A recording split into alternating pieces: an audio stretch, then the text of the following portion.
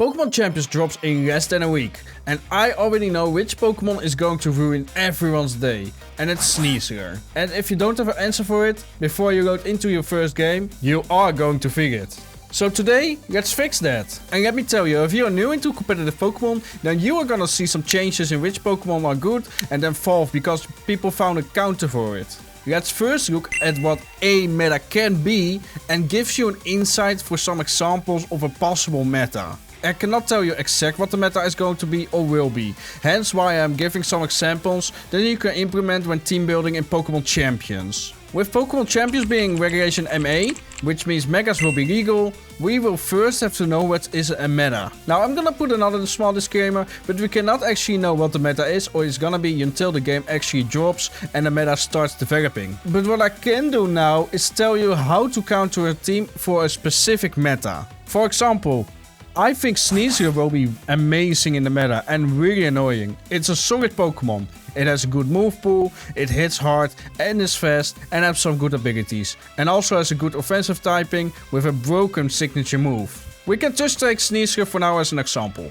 How do we counter this thing? It can just deal a lot of damage and disrupt matchups with Dire Claw, while other Pokemon can either support it or let us only focus on the Sneasler. If I look at it this way, there are some great counters to this Pokemon. We can go either for speed control like Trick Room or Tailwind to make Sneasler look silly, or we can just do a bulky support Pokemon that lets us redirect Sneasler.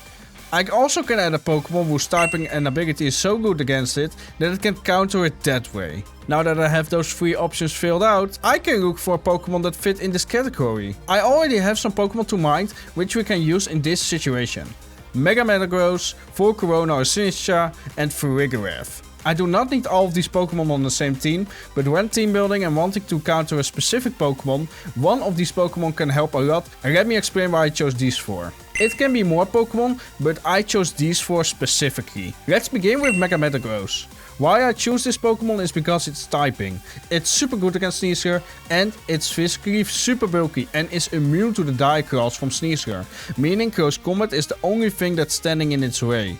Or it must go for a Throat Chop, but there's no Terra, so there's no step in that. It can easily one-shot Sneasler if it does not have the Focus Sash item, and Mega Metagross is good on its own, which means it can not only deal with Sneasler, but also something else in the meta. Next up is Volcarona. This Pokemon is extremely solid as an offensive or support Pokemon. For this set, I'm using a support option with Rage Powder and Flame Body.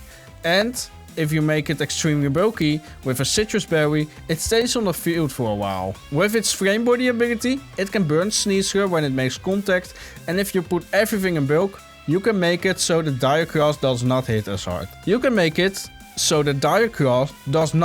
hard. It can also have speed control with Tailwind, but redirection is also good because it allows your Pokemon to attack the Sneasler and try to get rid of it. Sinistcha is also a great option for your partner's Pokemon recovery with Hospitality.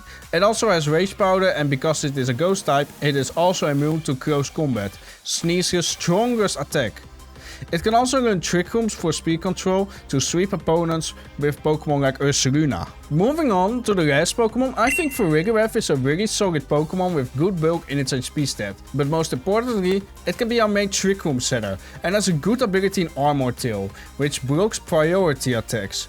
This can stop Incineroar and even Sneasler itself from clicking Fake Out and set up Trick Room to change the speed order, so Sneasler is most likely to move as last as possible. But individual counters are only half of the story. This is where it gets more interesting. Now that we have identified how to counter the meta, how do we counter an entire core of team? Now here's where most players make their first mistake.